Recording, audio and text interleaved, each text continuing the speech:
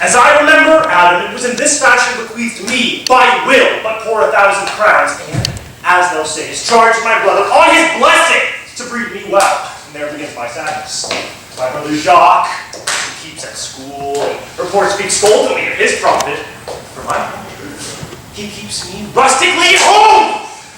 Besides, this nothing that he so plentifully gives me, the something that nature gave me, his countenance seems to take from me. He lets me feed his hinds, bars me the place of a brother, and, as much as in me lies in him, modifies the talent of my education! This is it, Adam, that grieves me. The spirit of my father, which I think is strong within me, begins to mutiny against the servitude. I no longer endure it! Oh, yonder comes my master, your brother. Go apart, Adam. Thou shalt hear how he will shake me up. Good sir, what make you here? No thing, sir. I am not taught to make anything. What mar you then, sir? Very, sir. I'm helping you to mar that which God made. A poor, unworthy brother of yours with idleness. Marry, sir, be better employed and be not a while. Shall I keep your hogs and eat hussets with them? What prodigal portion have I spent that I should come as its penury? Know you where you are, sir? Sir! Very well! Here in your orchard! Know you before whom, sir? I, and him I knew before, knows me. I know that you are my eldest brother, and in the gentle condition of the world, you should so know me. The courtesy of nations allows you, my better, in that you were the firstborn. But the same tradition takes not away my blood, where there are 20 brothers between us. I have as much of my father in me as you. Wilt thou lay a hand on me then? I am the youngest son of Sir Rosalind de Bois. He who says such a father begot villains is a villain. Wert thou not my brother, I will not take this hand from my throat till the daughter pulled up my tongue for saying so. Oh, sweet masters, be patient, for your father's remembrance be in accord. Let me go, I say! I will not till I please. You shall hear me. My father charged you on his will to give me good education. You have trained me like a peasant, obscuring and hiding from me all gentlemanlike qualities. The spirit of my father grows strong in me, and I will no longer endure it. Therefore, allow me such exercises as may become a gentleman, or else give me the poor lottery my father left me by testament. With that, I will go buy my fortunes. And what wilt thou do? Beg? And when that is spent, get you in. I will not long be troubled by you. You shall have some part of your will. I pray you, leave me. I will no further offend you than becomes me for my good. Get you within, you old dog. Is old dog my reward? Most true, I have lost my teeth in your service. May God be with my old master. He would have not spoke such a word.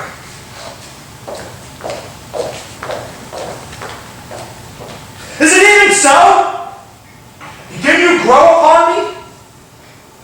I will physic your rankness, and you give no 1,000 crowns neither. Holla, Dennis! Calls your worship? Was not Charles, the Duke's wrestler, here to speak with me? So please you, he is here at the door and impetus access to you. Send him in.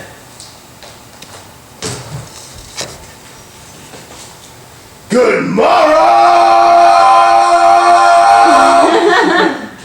Oh, your worship! Good Monsieur Charles, what is the new news at the new court? News? There is no news, but the old. That is, the old Duke has been banished by his younger brother, the new Duke. Can you tell if Rosalind, the Duke's daughter, be banished with her father? Oh, yeah! daughter, her cousin loves her. So, being ever from the same cradle bred together, she would have followed her exile, or have died to stay behind her. She is in the court, no less beloved by her uncle than her own daughter. There, the two ladies have never loved each other so. And where will the old Duke live? They say he is already in the forest of Arden with the many merry company of brothers. There, they live as though the old Robin Hood of England. You wrestle before the Duke tomorrow? Mary, do I, brother? But listen here, let me tell you something. It is frequently come to my understanding that your younger brother doth has a disposition to disguise himself against me to try a fall. Oh, tomorrow, brother, I'll fight for my credit. If my name isn't the Macho Man Charles the Wrestler, the Savage. 3 minutes in the ring with him. 3 minutes playtime. Anyone who has ever faced me has escaped me. Will a broken limb well acquaint him. But your younger brother is but young and tender, and I understand you have a strong love for him, and I would loathe to foil his plan. But because of your love for him and his love for you, and my love for you as well, I have come to you with all that you might stay him from his intendant. Charles, I thank thee for thy love to me.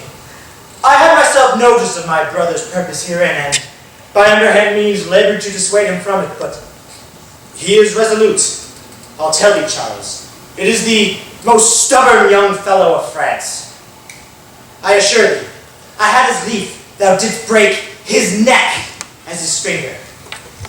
And thou best look to it, for if thou doth him any slight disgrace, he will practice against thee by poison, for I assure thee, and almost with tears I speak it, there is not one so young and so villainous this day living. I speak but brotherly of him. For should I anatomize him to thee as he is, then I must look pale and blush, and thou must look pale and weep. I am heartily glad I came hither to you, brother. Tomorrow, if he does show, I will pay him his payment in full, and never more will I wrestle for a prize more glorious. Keep your God worship. Very well, Charles. And now I shall stir this gamester. I hope that I shall see an end to him. For my soul, though I know not why, hates nothing more than he.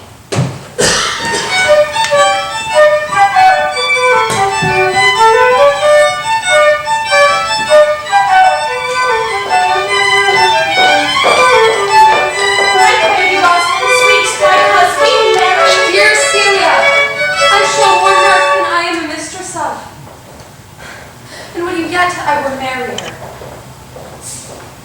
Unless you can teach me to forget a banished father, you must not learn me how to remember any extraordinary pleasure. Herein I see thou lovest me not with the full weight that I love thee.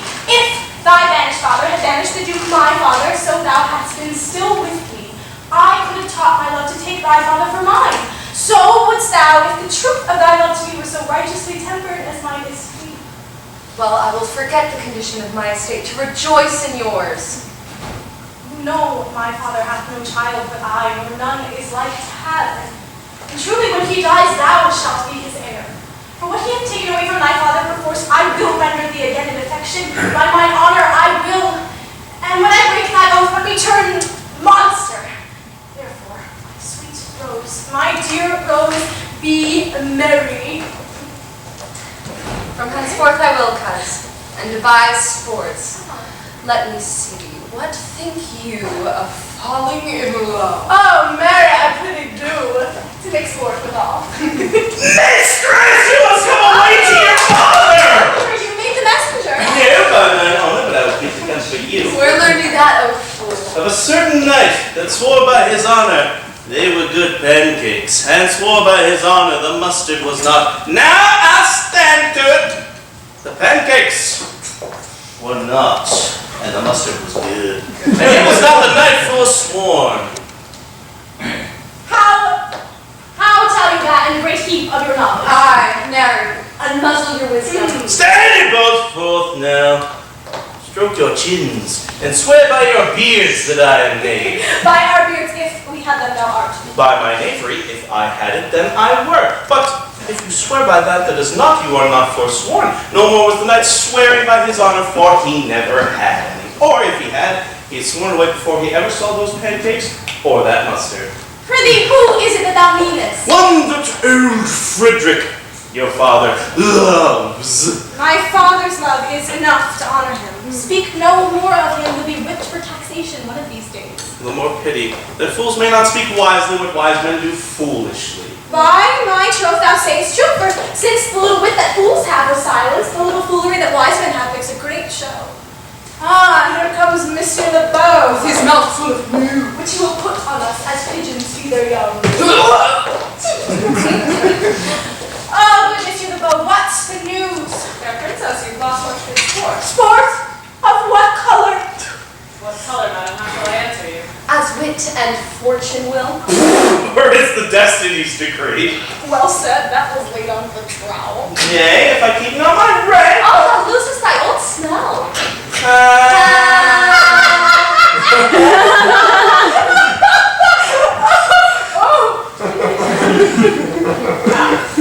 You amaze me, ladies. I would have told you of good wrestling, but you have lost the sight. Oh, you tell us the manner of the wrestling. I will tell you the beginning, and if it please your ladyships, you may see the end. For the best is yet to do, and here where you are, there come to perform. Well, the beginning, that is dead and buried.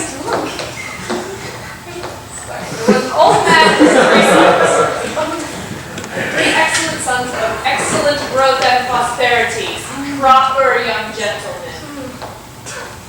The eldest of the 3 wrestled with Charles, the Duke's wrestler. Charles in a moment threw him and broke 3 of his ribs. But there is little hope of life. So he served the 2nd, and so the 3rd. Yonder they lie, the old man and their father making such a pitiful dole over them that all the beholders take his part in weeping.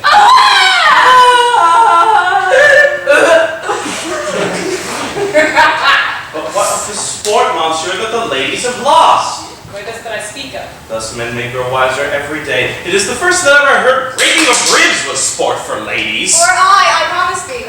But is there yet another who longs to see this broken music in his side? Is there any else who wants to see the wrestling? Shall we see the wrestling? You must, if you stay here, for here is the place appointed for the wrestling, and they are coming to perform. Yonder short, stay and skit. Come. The youth will not be intrigued and riot. His own peril on his forwardness. It's not Even he, madam.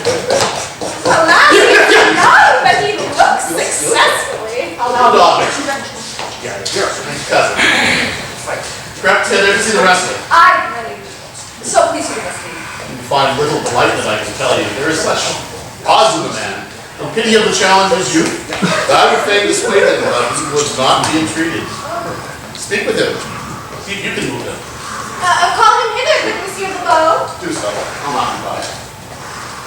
Monsieur the Challenger, the princesses call for you.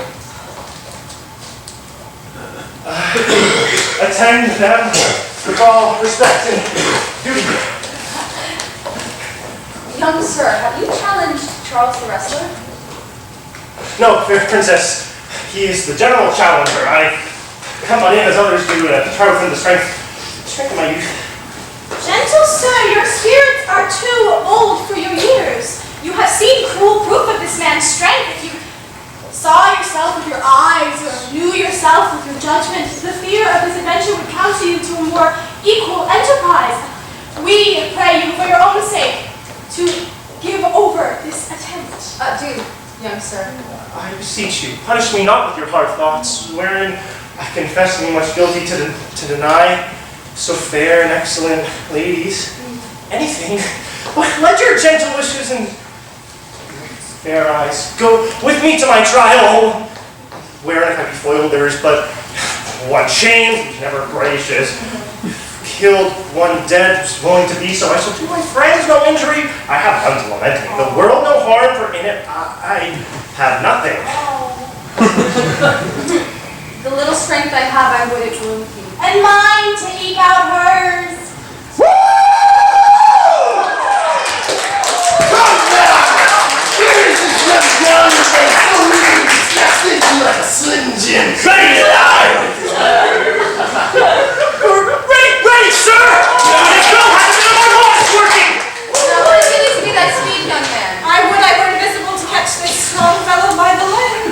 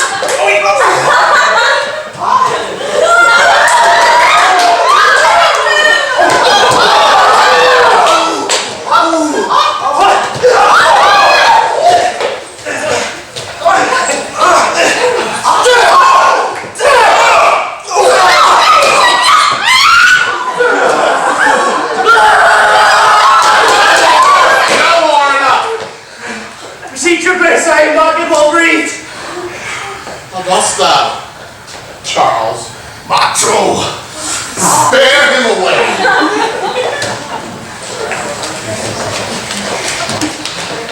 Somebody confront him. Darn it, young man. Orlando, my liege, youngest son has to roll in the boys. I would thou hast told me of some other man. The world esteemed thy father honorable, but I find him still mine enemy. Fare thee well. Thou art a gallant youth. I would thou hadst told me of some other father.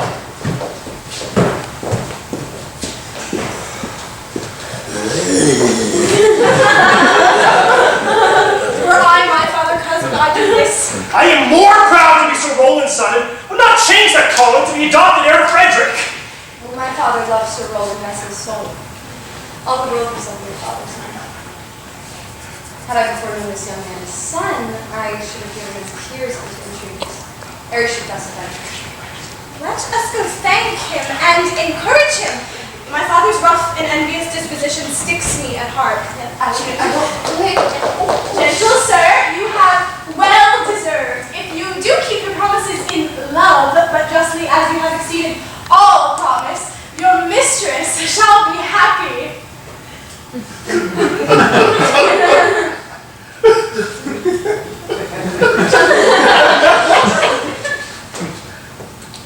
Wear this for me.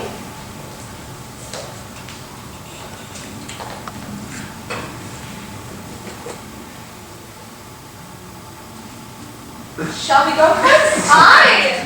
Fare you well, fair gentlemen.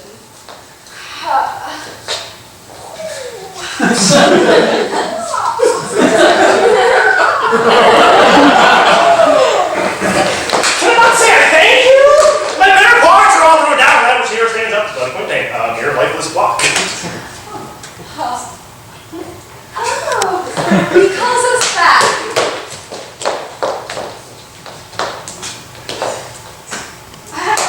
Did he call, sir?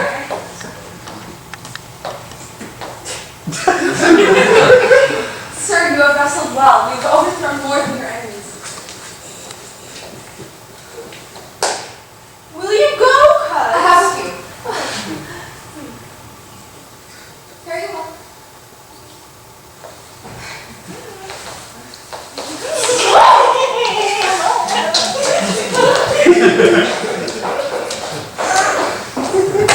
Passion hangs these weights upon my tongue. I cannot speak. She brings conference. Poor Orlando, thou art overthrown.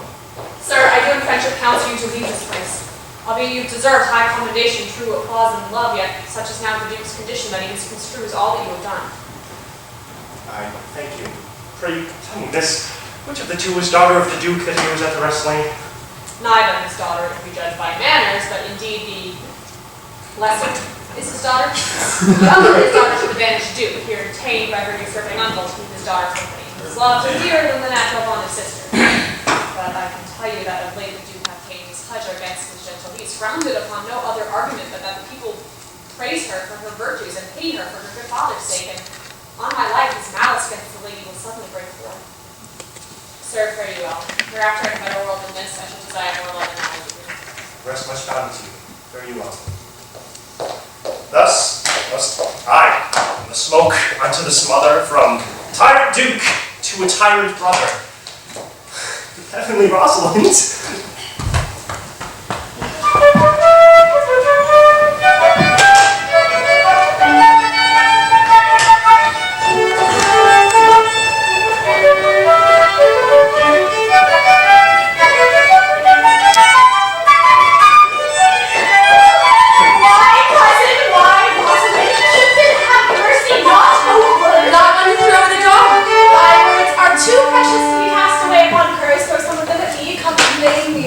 Banish that too, because he's laid up.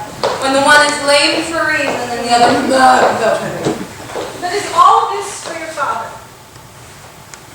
No. Some of it is for my child's father! Come wrestle with thy affection.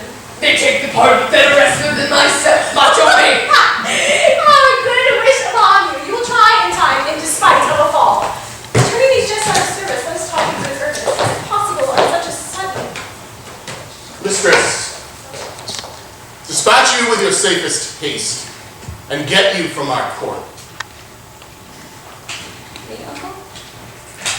You, cousin, within these 10 days, if that thou beest found so near a public court as 20 miles, thou diest. I do beseech your grace, let me the knowledge of my fault bear with me. Let it suffice that I trust thee not. Your mistrust cannot make me a traitor. Tell me whereon the likelihood depends. Thou art thy father's daughter. There's enough. As was I when your highness took his dukedom. As was I when your highness banished him. Treason is not inherited, my lord. And if we did derive it from our friends, what needs that to me? My father was no traitor. Then good my liege, mistake me not so much to think that my poverty is treacherous. Dear sovereign, hear me speak. Celia, we stayed her for your sake. Else had she with her father ranged along. I did not then entreat to have her stay. It was your pleasure and your own remorse. I was too young that time to value her, but now I know her. If she be a traitor, why so am I. Celia, she is too sorry for thee. Her silence, her smoothness, her very patience speak to the people, and they pity her. You are a fool. She robs thee of thy name. And thou wilt show more bright and seem more virtuous when she is gone. Then open not thy lips. Firm and irrevocable is my doom which I have passed upon her. She is banished. Pronounce that sentence then on me, my liege. I cannot live out of her company. Silly. You are a fool. You, cousin, provide yourself.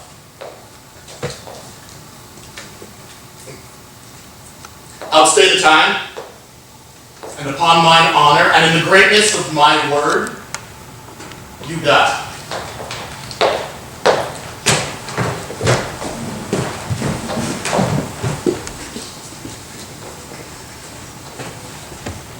Oh, my poor Rosalind. Whither wilt thou go? Wilt thou change fathers? I will give thee mine. I charge thee, be not thou more grieved than I am. I have more cause.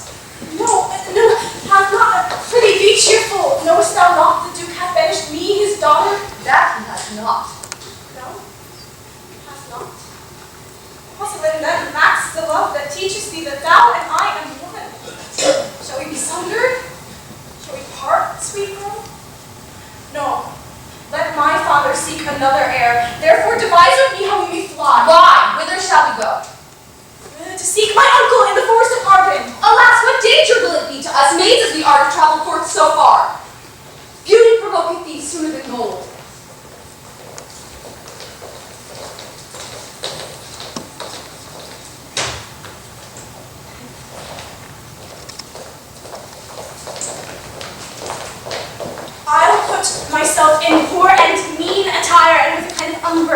smirch my face. The like do you, so shall we pass along and never stir assailants. Were it not better, because I'm more than common tall, that I did suit me all things like a man. Oh, what shall I call thee when thou art a man? I'll have no worse name than Job's own age. Therefore look you call me Ganymede. But what will you be called? Something that hath a reference to my state. No longer Celia, but Aliana. Her cousin, what if we essayed to steal the clownish fool out of your father's court? Would he not be a comfort to our travels? He'll go along over the wide world with me. Leave me alone to rule him. That's a way, and get our jewels and our wealth together. Devise the fittest time and safest way to hide us from pursuit that will be made after my flight. Now go we in content to liberty and not to banishment.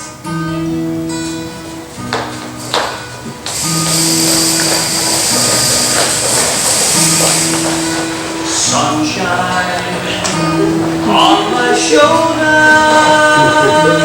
makes me happy.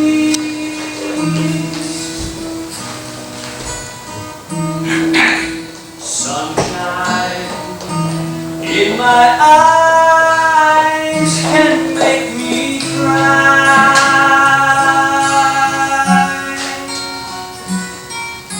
Sunshine on the water looks so lovely.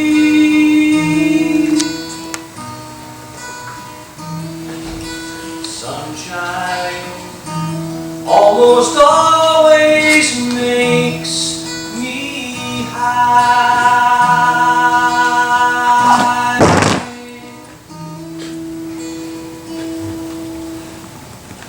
And now, my co-mates and brothers in exile, hath not the old custom made this life more sweet than that of painted pomp? Are not these woods more free from peril than that of the envious court? I wouldn't change it. Happy is your grace that can translate the stubbornness of fortune into so quiet and so sweet a style. Come, shall we go and kill us some venison? And yet it irks me, poor dabbled fools, being the native birders of this desert city, should in their own confines with their forked heads have their round haunches gored. Indeed, my lord, the melancholy jocks grieves at that. And in that kind swears you do more, sir, than doth your brother who has banished you. Today, my lord Amiens and myself did steal behind him as he lay along under an oak, whose antique root peeps out upon the brook that brawls along this wood. To the which place, a poor sequestered stag, from the hunter's aim and taken a hurt, did come to languish. And indeed, my lord, the wretched animal heaved forth such groans that their discharge did stretch his leathery coat almost to bursting. And the big brown tears coursed one another down his innocent nose in piteous chase. And thus the hairy fool, much marked with the melancholy jocks, stood on the extremest verge of the swift brook, augmenting it with tears. What said Jocks? Did he not moralize the spectacle? Oh yes, into 1,000 similes. And did you leave him in this contemplation? We did, my lord. We began commenting upon the sobbing deer. Show me the place. I love to cope him in these sullen fits, but then he's full of matter. I'll bring you to him straight.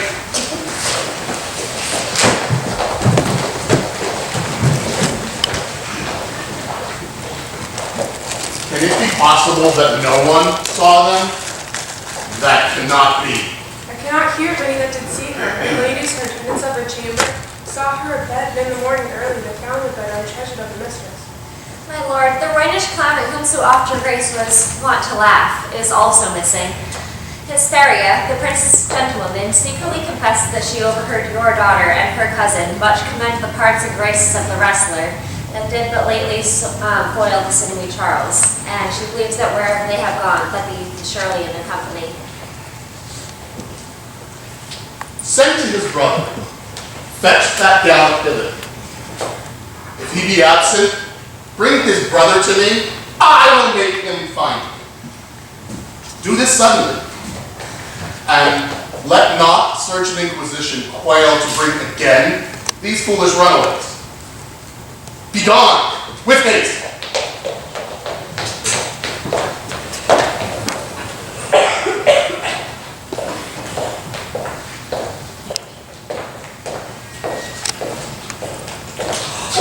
What, my young master? Oh, my gentle master. Oh, my sweet master. Why?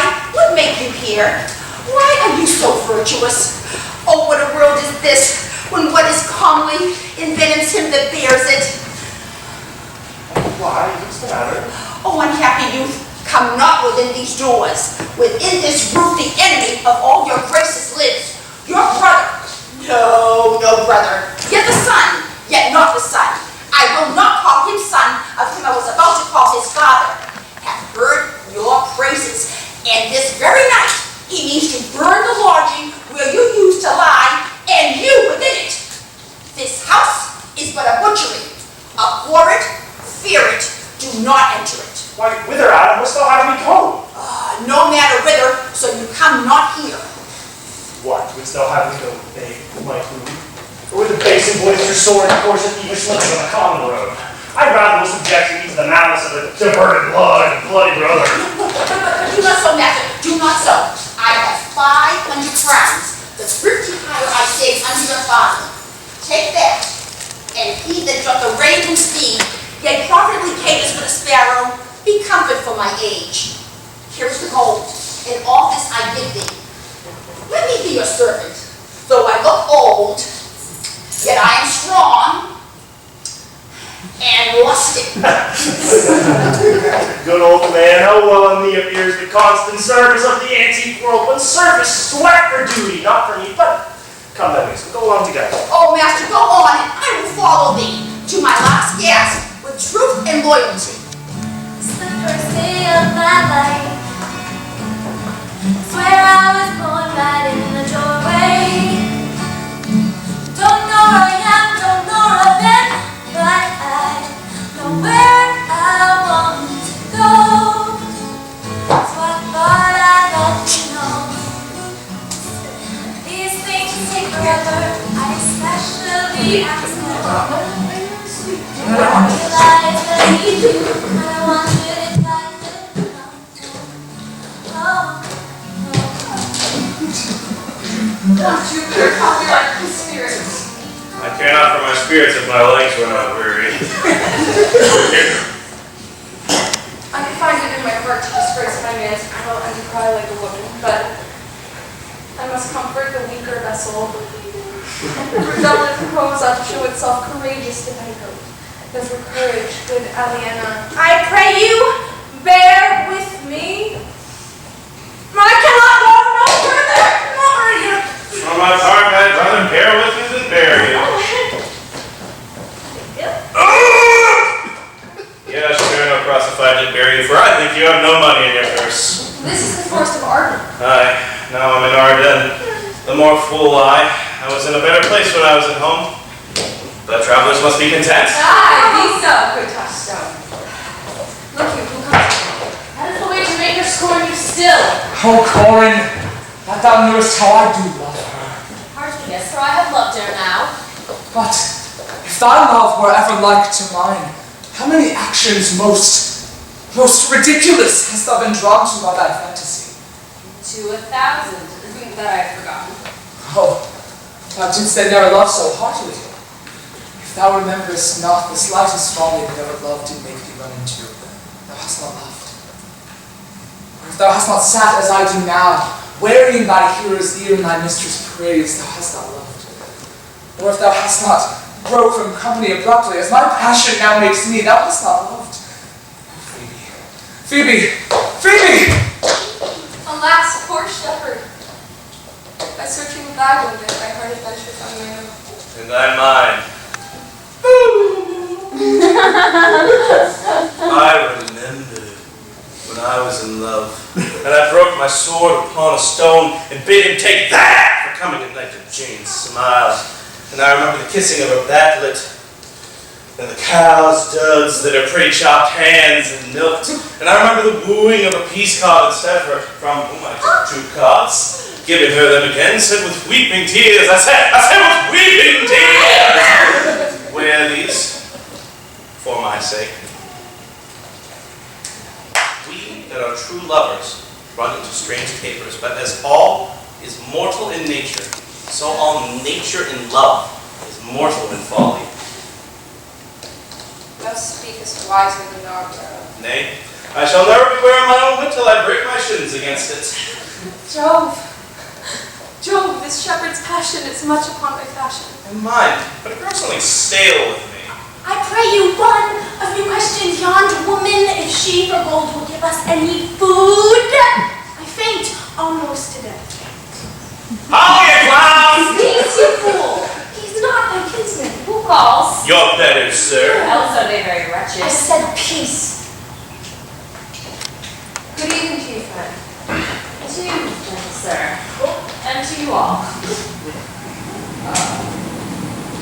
I prithee, if that love of gold can make this desert close by and bring us away where we can rest ourselves.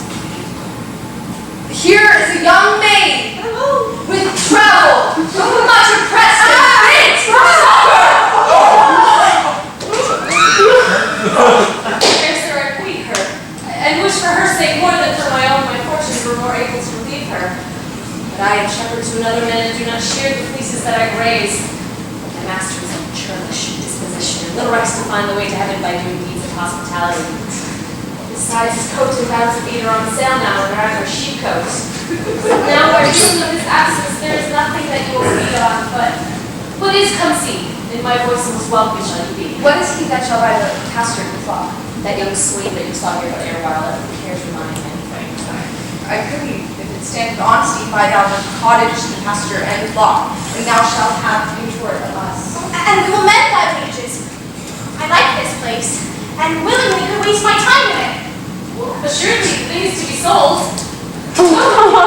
If you like upon horse, and profit, and soil, and this kind of life, I will be your very faithful Peter B. and buy with your gold right suddenly.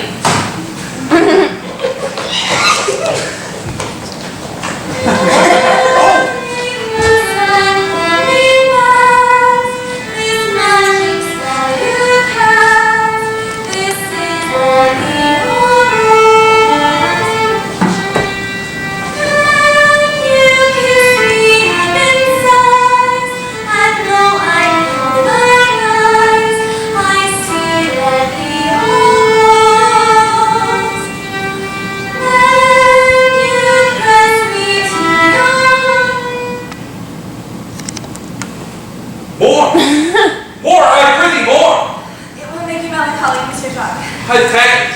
I can suck melancholy from a song as a weasel sucks eggs. More! More! I prithee, more!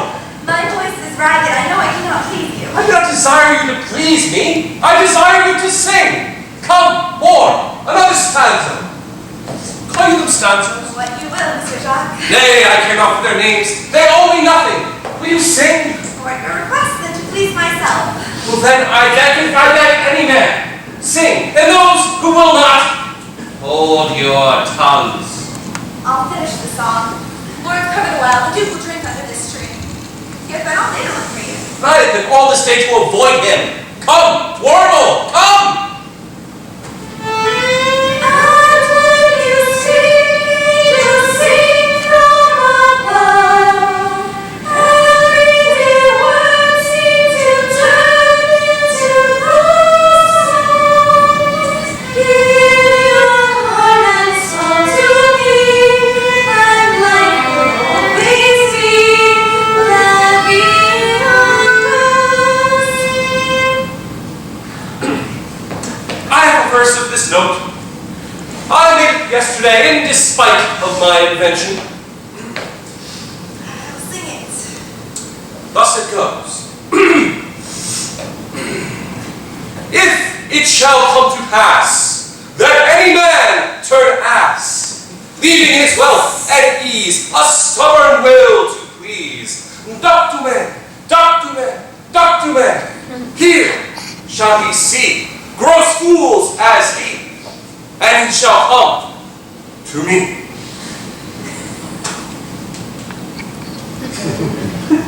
What's that? Decimate? 'Tis a Greek invocation to gather fools into a circle. I will sleep if I can. If I cannot, I shall rail against the firstborn of Egypt.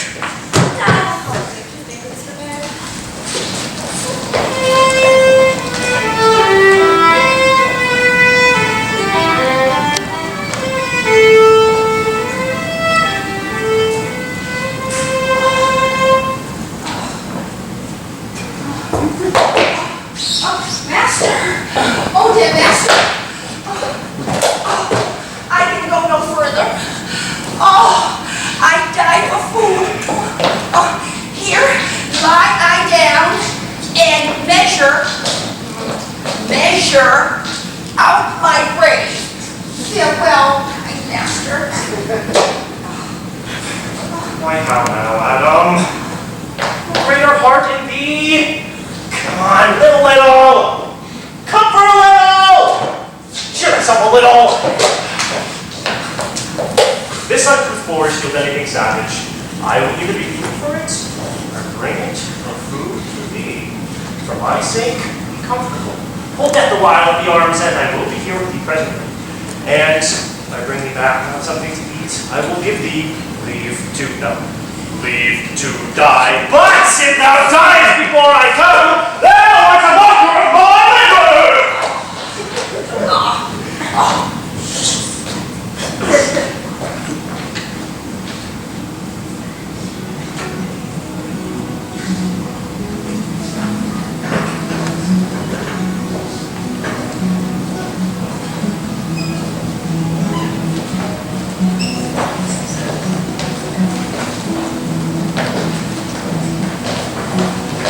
I think he be transformed into a beast, or I can nowhere find him like a man.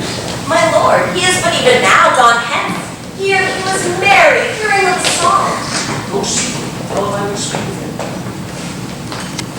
He saves my labor by his own approach. Well, how now, Miss Yule? You look merrily. A fool! A fool! I met a fool in the forest! A motley fool! A miserable world! Ah! And I who live by food! I met a fool in the forest, and he laid him down, and basked him in the sun, and railed against Lady Fortune in good terms, in good set terms, and yet a motley fool! Good morning, fool, quoth I. No, sir, quoth he. Call me not fool till heaven has sent me fortune. And then he drew a dial from his poke, and looking upon it with lackluster eye, says very wisely, it is 10 o'clock. Thus may we see, quoth he, how the world wags. An hour ago, it was 9. And after 1 hour more, it will be 11. And so, from hour to hour, we rank and rank. And from hour to hour, we rot and rot. And thereby hangs a tale.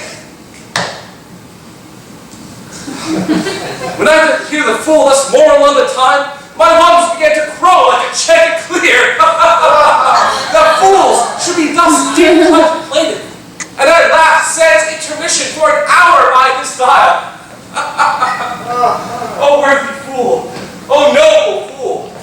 Motley is the only wear. What fool is this? Oh, worthy fool, one who hath been a courtier, and says that if ladies be but young and fair, they have the gift to know it. Ah, that I were a fool. I am ambitious for a motley coat. Thou shalt have one. It is my only suit, but who comes here? Forbearing the horse! I think not. Shall not till necessity be served! Art thou thus bold a demand by thy distress? Or else a rude despiser of good manners, that in civility seemeth so empty? I almost died for food, and Lady has!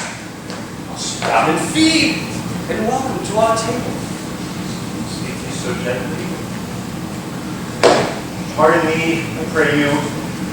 Thought that all things have been savage here, and therefore lie on the couch and start to Yes, we have all seen better days. Now, sit yourself down in gentleness and take upon command what help we have. Thank you, but very for a little while. While it's like a bill, I go out and find my farm and give it food. There is an old poor man, who after me hath many a weary step limped into your love. For Phoebe first suffices, I will not miss it. We will find him, and we will nothing waste until you return. I thank you. Be blessed for your good comforts. Now seest, we are not all alone, unhappy. This wide and universal theater, presents more woeful pageants than the scene wherein we play. All the world's a stage, and all the men and women are merely players. They have their exits and their entrances, and one man in his time may play many parts, his acts being 7 ages.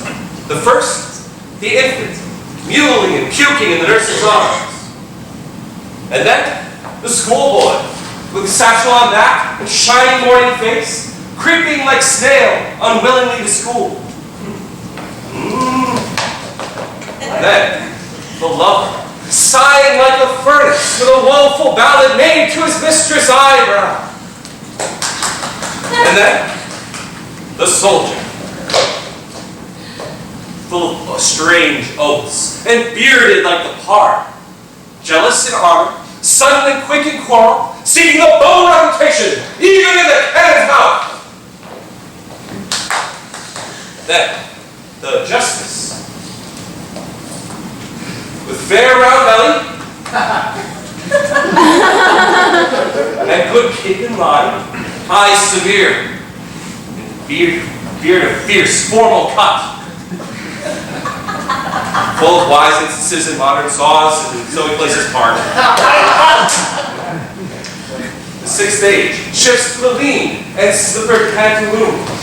Spectacles pondos, pouch on side, his youthful hose, well saved, a world too wide for his strung shank. His big, manly voice, turning again toward childish trouble, he pipes and whistles in his sound. Last scene of all, in this strange and eventful history, is second childishness, mere oblivion. Sans eyes, sans teeth, sans taste, sans everything.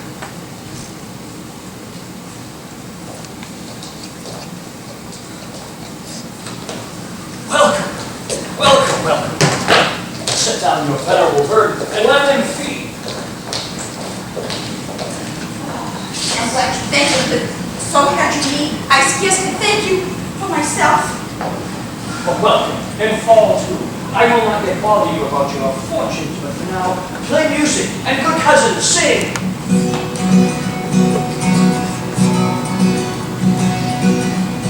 If you say run, I'll run with you. If you say hide, I'll hide.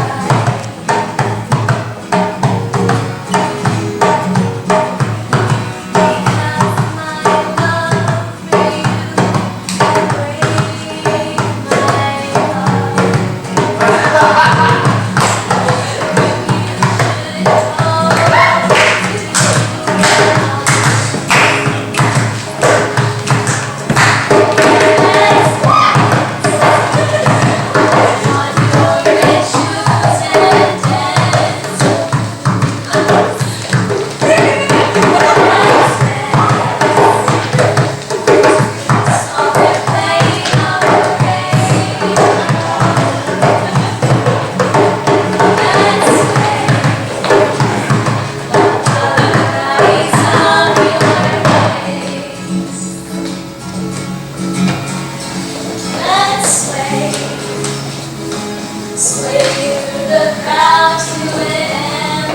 If you are Sir Rosalind son, as you have truly said you were, you are truly welcome hither. I am the Duke who loved your father. Good old man. Therefore, you are truly welcome hither, as is thy master. Give me your hand. let me all your fortunes understand.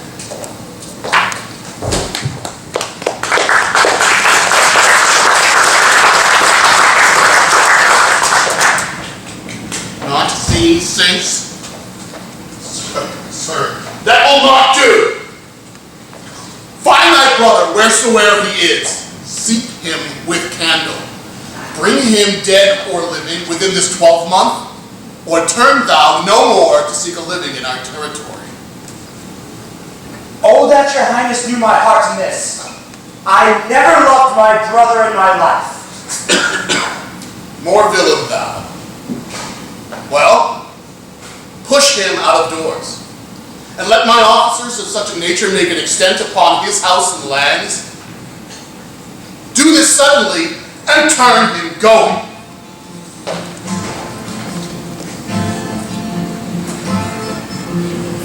So lonely without you here.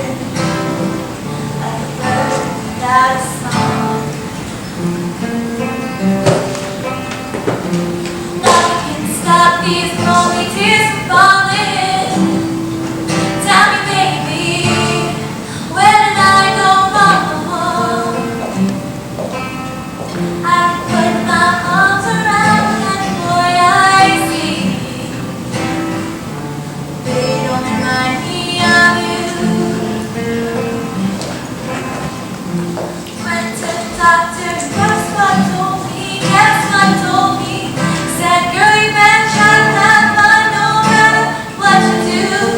He's a fool, 'cause nothing compares to you.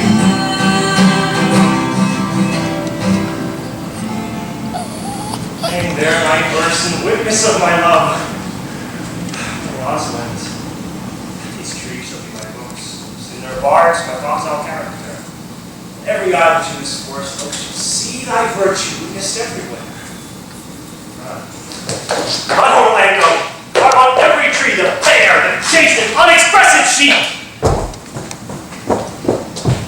And how like you this shepherd's life, Master Touchstone? Truly, shepherd, in respect to itself, it is a good life. But in the respect that it is a shepherd's life, it is not.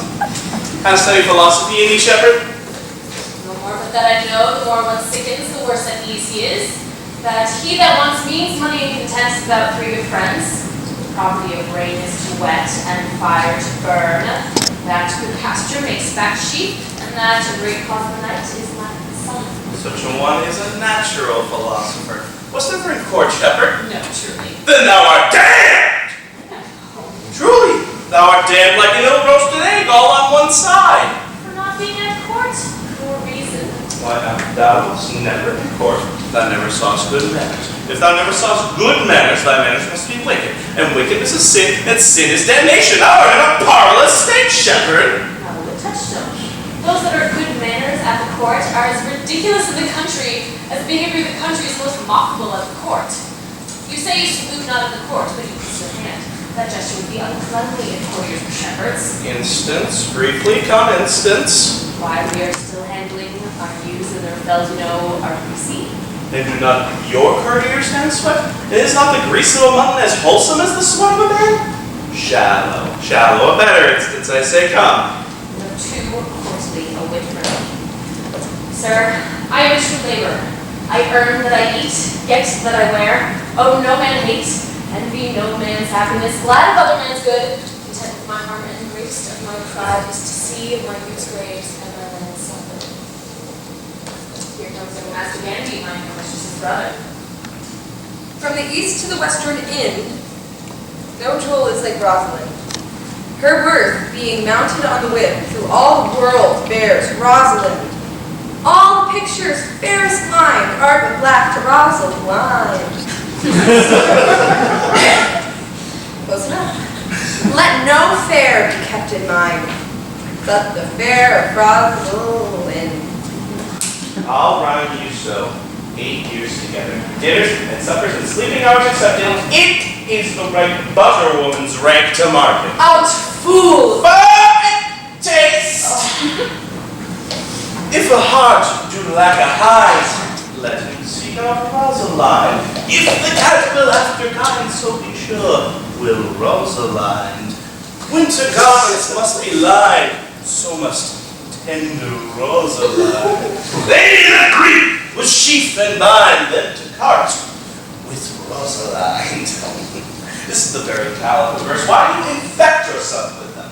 Peace, you dull fool. I found one tree. Truly the tree yields bad fruit. Peace, I say. Here comes my sister, reading. Stand aside. Why should this a desert be? For it is unpeopled? No! Tongues I'll hang on every tree that shall civil saying show, some how brief the life of man runs his erring pilgrimage, that in the stretching of a span buckles in the sum of age, some of violated vows twixt the souls of friend and friend. But upon the fairest vows or at every sentence end will I, Rosalinda, write, teaching all that read to know the quintessence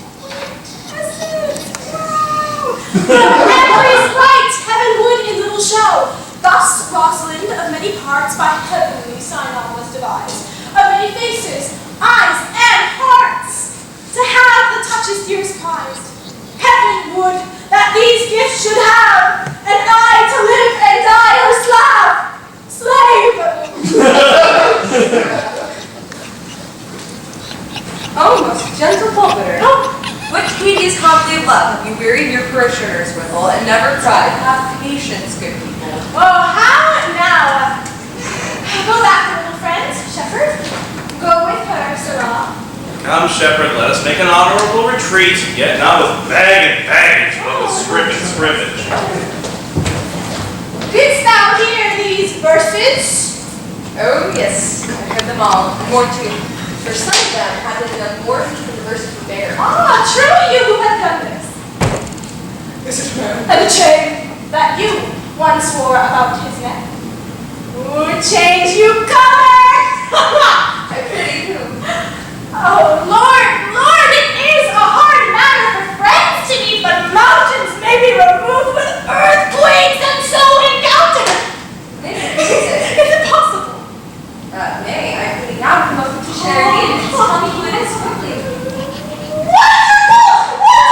And this wonderful! And after that, wonderful, and again, all out of whooping! Look at my complexion. There's nothing going in comparison like a man like my Dublin in position. I prithee, tell me who it is quickly and see case.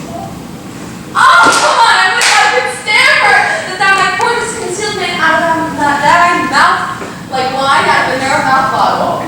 Either too much at once or not at all. You may put a hand in your belly? Okay, is he a bronze smithing? What manner of man? Is his head like a hat or is his chin curved like yours? It is young Orlando! That tripped up the wrestler's heels and your heart both in an instant. Double take mocking. Speak, sap brown true. In faith, cuz, is he? Orlando?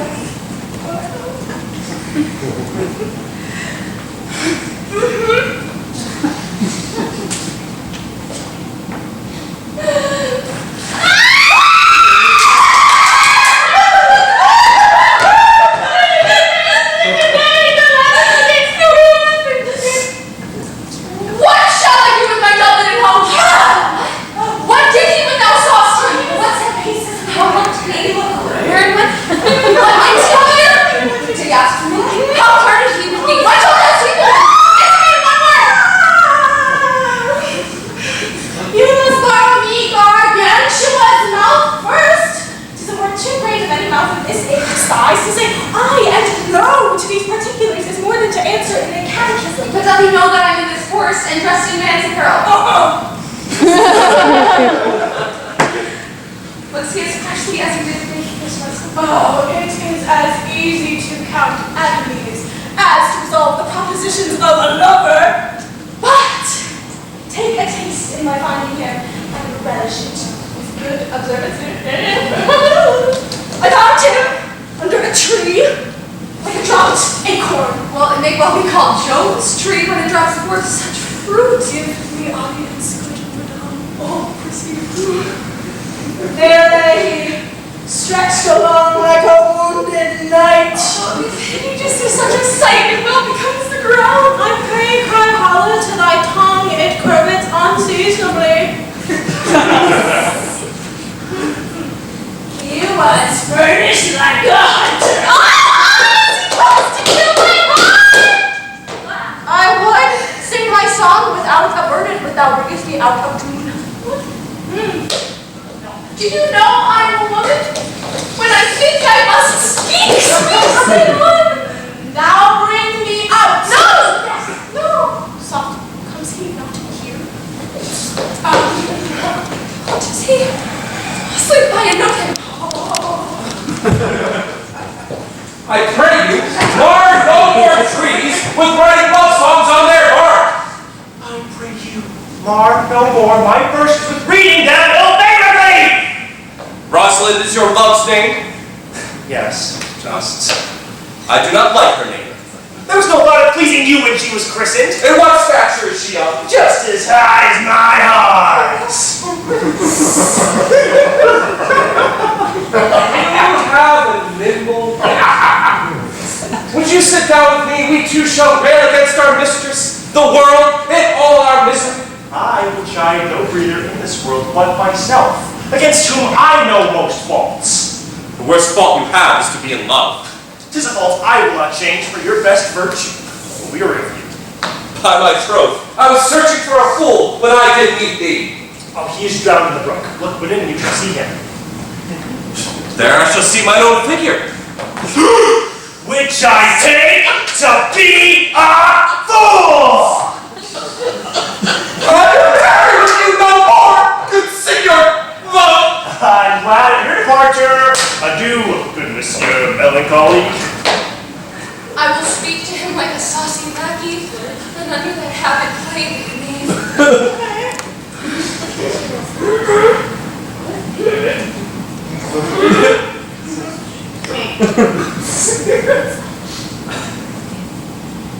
Do you hear, Forrester?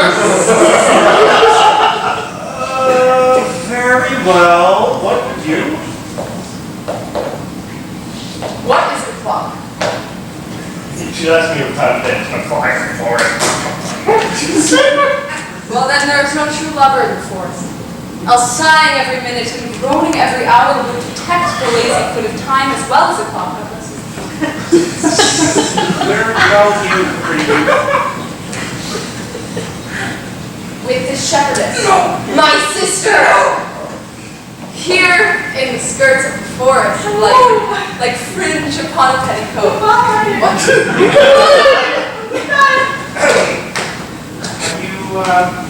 native to this place? As the Cody, if you see, well, where she's kindled. Your accent, something finer than one could purchase and so removed as well. Yeah, I can tell something. Yet indeed an old religious uncle of mine taught me to speak, who was in his youth an inland man, knew courtship too well, for there he fell in love.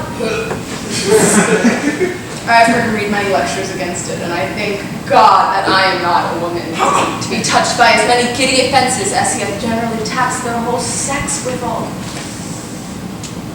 There is, however, a young man who haunts the forest, abuses our young plants by carving Rosalind on their branches. If I can be that fancy monger, I will give him some good counsel. He seems to have the particular love of, yup. I am he that is so love-shaped. Are you tell me a remedy?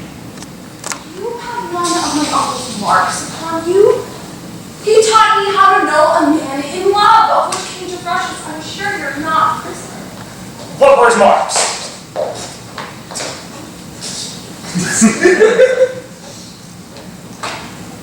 A lean cheek, which you have not. A blue eye and something which you have not. An unquestionable spirit, which you have not. A beard neglected, which you have not. Then you're clothes should be unguarded, your bonnet unbandered, your sleeve unbuttoned, your shoe untied, and everything about you demonstrating a careless desolation. But you are no such man. You are rather point to vice in your accoutrements as loving yourself, rather than seeing you the lover of any other. Fair youth, I would I can make you believe I love. Me believe it. You may as soon make her that you love believe it. That innocent, are you he that writes the verses on the trees where Rosalind is so admired? I swear to thee, by the white hand of Rosalind's, I am that he. That unfortunate he. But are you as in love as your own speak? Rhyme or reason can express how much. Love is merely madness. I'll tell you, it deserves as well a dark house and a whip as madmen do. Yet, I profess curing it by counsel. Did you ever cure any son? Yes. One. And in this manner, he was to imagine me his love, his mistress. And I set him forth every day to woo me, at which time would I be but a moonish youth, grieve, be effeminate, changeable, proud, fantastical, avish, shallow, inconstant, full of tears, full of smiles, for all passion something, for no passion truly anything, for boys and women are for the most part cattle of the same color. Would now like him, now loathe him, would now entertain him, then forswear him, then weep for him, then spit at him! And thus I drove my suitor from his mad humor of love to a living humor of madness. And this way I will take it upon me to wash your liver as clean as a sound sheep's heart, so that there shall not be one spot of love in it. My liver? I will not be cured, youth. Oh, no, I assure you, I would cure you. If you would but call me Rosalind and come to my coat every day. Woo. By the faith in my love, I will. Tell me where it is. Go with me to it, and I'll show you it, and you'll tell me, by the way, where the horse you live. Will you go? With all my heart, good youth. Nay, you must call me Rosalind. Will you go, sister? Good stuff. Thank you so much. Everything in the feedback there, and I really work. Burning stars, shining brightly, making sure you don't go too far. Keep an eye on you, you keep one on me. Then what happens to see? Then what happens to see? I'm apace, good Audrey. I'll fetch up your goats, Audrey. And how now, Audrey? Am I the man yet? Doth my simple features content you? Features? Lord Warrington, what features? I am here with thee and thy goats as the most capricious poet honest Ovid was among the gods. Oh, knowledge ill-inhabited, worse than Job in a thatched house. When a man's good verses cannot be understood, nor a man's good wit seconded with a forward child, it strikes a man more dead than a great reckoning in a little room. Truly, I would the gods had made thee poetical. I do not know what poetical means. Is it honest in deed and word? Is it a true thing? No. Truly. For the truest poetry is the most feigning, and lovers are given to poetry. And what they swear in poetry may be said as lovers they do feign. Do you wish then that the gods had made you poetical? I do. Truly.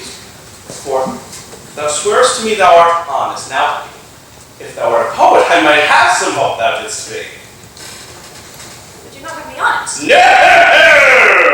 Truly, unless I were hard-favored, for honesty coupled to beauty is to have honey as sauce to sugar. A material fool. Well, I'm not fair, and therefore I pray the gods make me honest. Well, praise be the gods! But be it as it may be, I will marry you. And to that end, I've been with Sir Oliver Martex, the vicar of the next village, who was promised to come to this place in the forest and to couple us. I would fain see that meeting. Will the gods give us joy? Amen. Oh, here comes Sir Oliver. Oh. Sir Oliver Martex, you are well met. Will you dispatch us in this place, or shall we come with you to your chapel?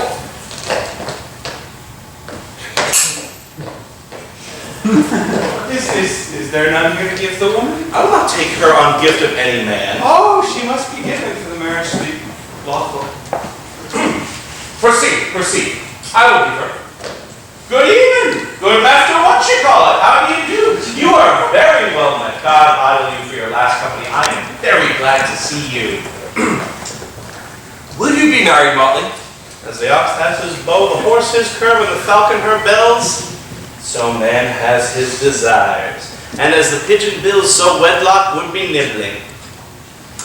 And would you, a man of your breeding, be married under a bush, like a beggar?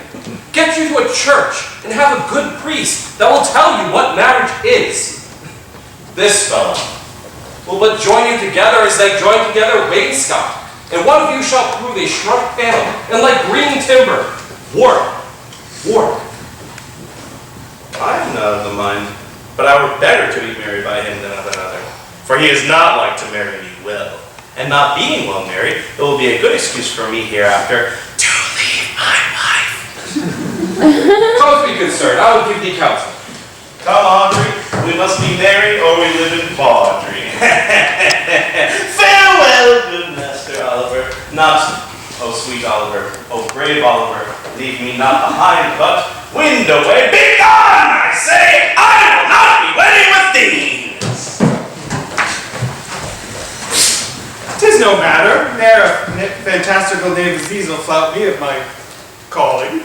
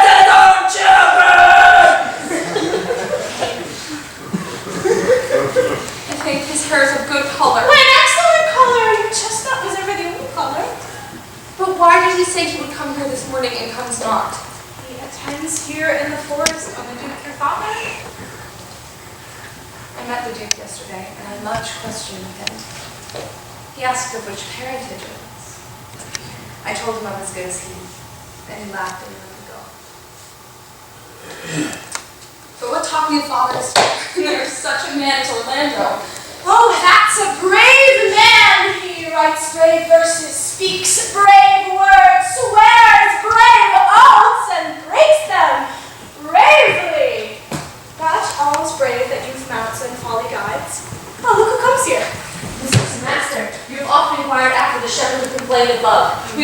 find me on the turf, praising the proud, disdainful shepherdess that was his mistress.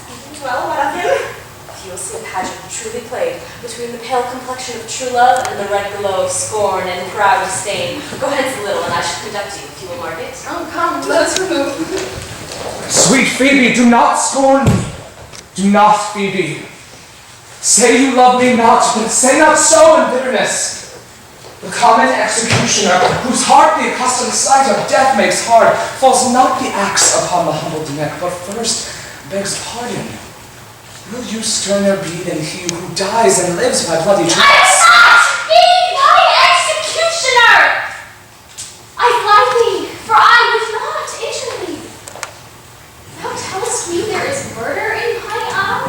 Oh, 'tis pretty sure and very probable that eyes that are the frailest and softest things, who shut their coward gates on the Tommies, should be called tyrants, butchers, and murderers.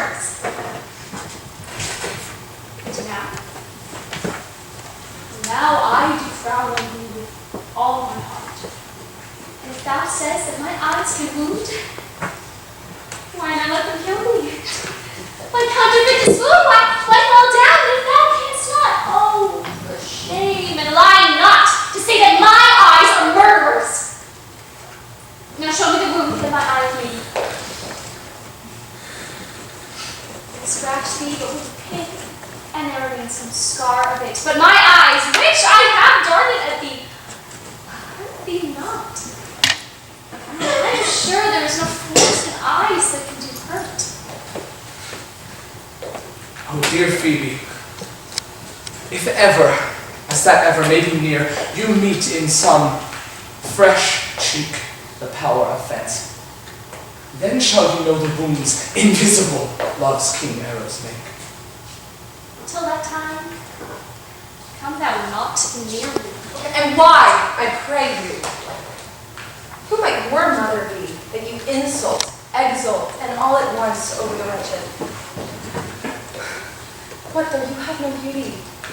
As by my faith, I see no more in you. Our candle may go dark to bed.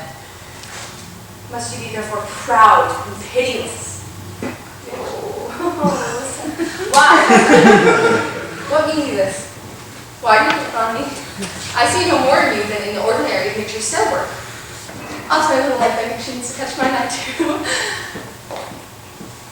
No. Faith, proud mistress, 'tis not your inky brows, nor your black silk hair, nor your bugle eyeballs, nor your cheek of cream that can attain my spirits to your worship. Okay, no. You foolish shepherd, wherefore do you follow her like foggy south, puffing with wind and rain? You are 1,000 times a proper man, and she a woman. 'Tis such fools as you that makes the world full of ill-favored children. It's not her class, but no. But you that flatters her, and out of whom she sees herself more proper than any woman can show her. But mistress, know yourself. Down on your knees and thank heaven, fasting for a good man's love. For I must tell you, friendly in your ear, Selwyn and Ken, you're not for all markets. Cry the man mercy. Take his offer. Love him. Turn the eye. Sweet youth, I pray you. Don't go. Chide oh, I chide in this man's little bit. He's fallen in love with your foulness, and she'll fall in love with my anger. Why look you so upon me? For nothing will I dare. Do not fall in love with me. I am false and thou made in wine. Besides, I like you not. Shepherd, play your heart!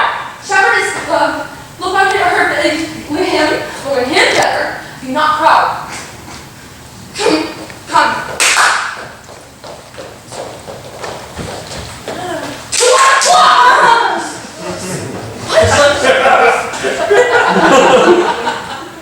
Oh, dear shepherd, now I find thy solemn light.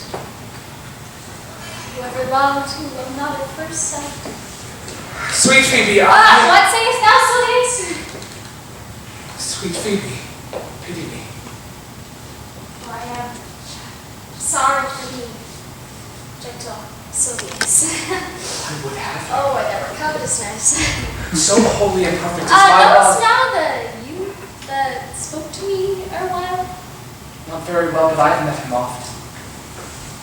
Think not that I love him, though I ask for him. Tis but a peevish boy, yet he talks well. But what care I for words? Oh, yet words do well when he that speaks them pleases those that hear.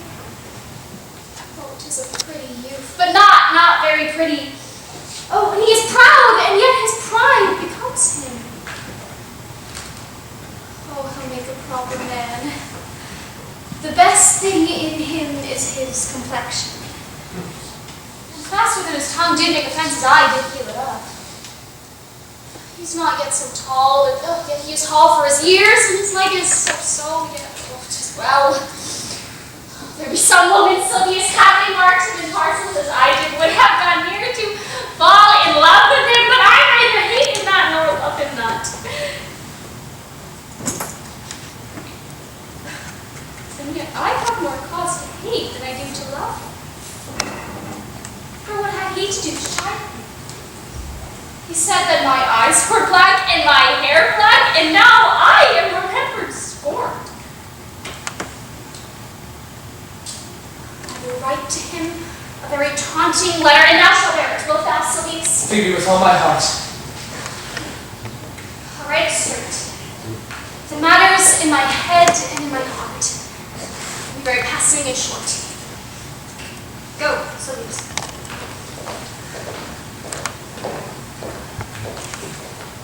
His palms are sweaty, his weak arms are heavy, he's nervous, but on the surface he's calm and ready to drop bombs, but he's not forgetting. Oh, what he wrote down, the whole crowd goes so loud, he opens his mouth, but the words won't come out. Everybody shook him down, times are over, snap back to reality, hope they go to gravity, hope they go to revolution, some melody, hope they go to dance. You better lose yourself in the music the moment you know, you better never let go, you only got one chance to do nothing, this is just a flow.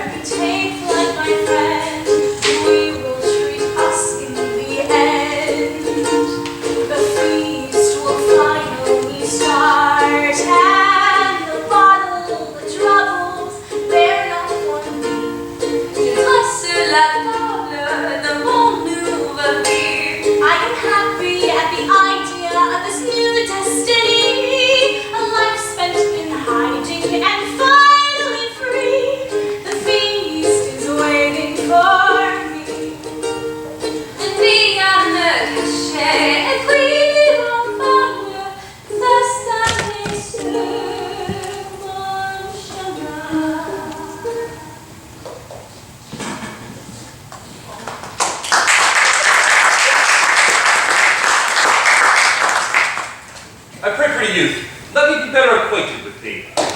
They say you are a melancholy fellow. I am so. I do love it better than laughing. Those that are in extremity of either are abominable fellows.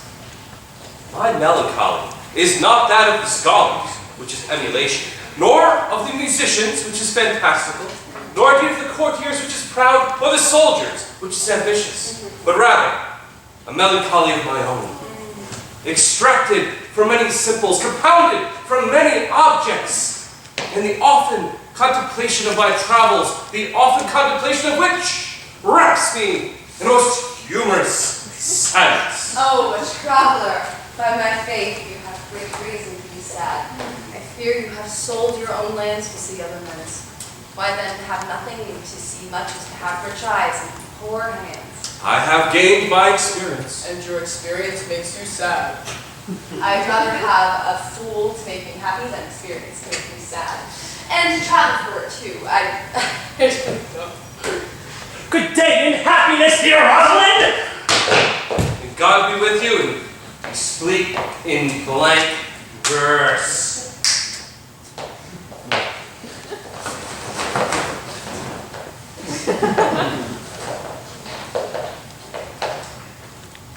Why, how now, Orlando? Oh, hi. Where have you been all this while? You a lover. And you served me such another trick, never could have stayed more. My dear Rosalind, I come within an hour of my promise. Break an hour's promise of love. Pardon me, dear Rosalind? Nay, and you be so tardy, come no more in my sight. I am as lief be wooed of a snail. Of a snail? I am a snail! For though it comes slowly, it carries its house on its head. A better jointure, I think, than you offer woman. Come, woo me. Woo me. Now I'm in a holiday humor, and I'd like enough to consent. What did you say to me now? And you were your very, very Rosalind. Shall I come? Yeah. I was kissed before I spoke. You were better speak first, and then when you were gravelled for lack of matter, you might take occasion to kiss. How if the kiss be denied? Then she puts you to a treaty. There begins to matter. Am I not your Rosalind? It takes some joy to say you are. I've been talking of her. Well, then in your person, I say, I will not have you. Well, then in mine own person I die! Men have died from time to time and been eaten by worms, but not for love. I would not have my right Rosalind in this mind. Protest her frown might kill me. By this hand, it will not hurt flying. Come, now I was your Rosalind in a more coming on disposition. Ask me what you will, I will grant it. Well, then love me, Rosalind. Yes, faith will I. Fridays and Saturdays now. Wilt thou have me? I am 20 such. What sayest thou? Are you not good? I hope so. Well then, can one desire too much of a good thing? Come, sister, you will be the priest and marry us. Oh. Give me your hand. What do you say, sister? Pray marry us. I cannot say the words. You must speak. Do you really go to? Do you, Orlando, have to wife this Rosalind? I will. But when? Why now? As fast as she can marry us. Well, then you must say. Then you must say, I take thee, Rosalind, for wife. I take thee, Rosalind, for wife. Oh. And I might ask for your permission, but I do take thee, Orlando, for husband.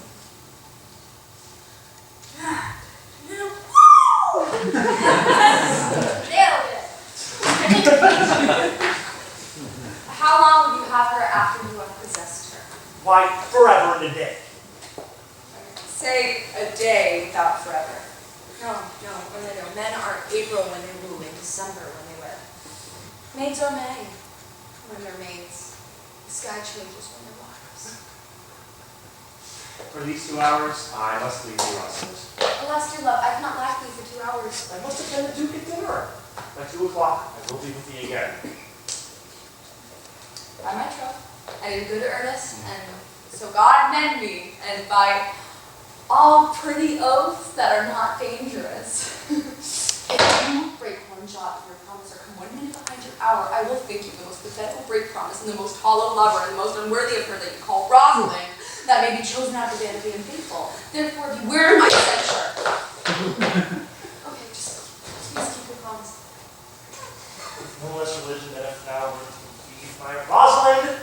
So I do! You have misused our sex in your love crate. We must have your delicate hose flopped over your head and show the world what the bird hath done to her own nest.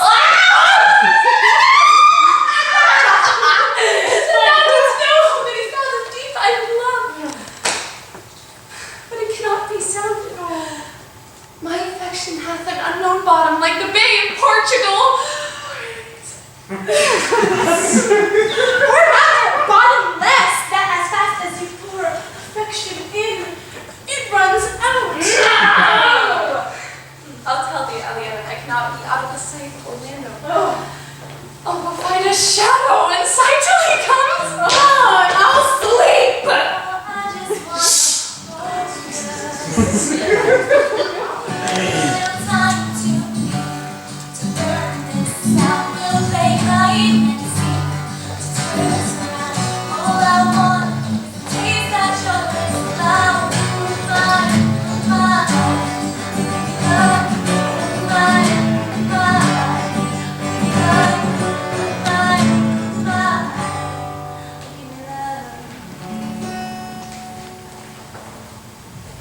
Which is he that killed the deer? Sir, it was I. Well, let us present him to the Duke like a Roman conqueror, and it would be well to put the deer's horns upon his head as a branch of victory. Have you no songs for this purpose? Yes, sir. Well, sing. 'Tis no matter if I be in tune, I shall make noise enough.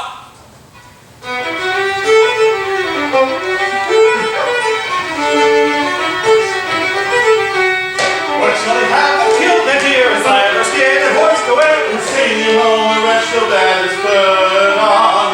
Taking the sword to where the horn it was at first and there before. And the bow on the horn, and thy father bore it. On the horn, the lusty horn is not the thing to laugh.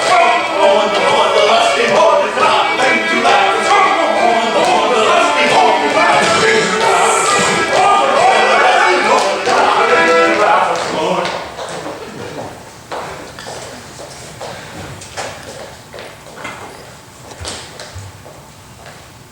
What do you say now, sister? Is it not 2 o'clock? Near much Orlando.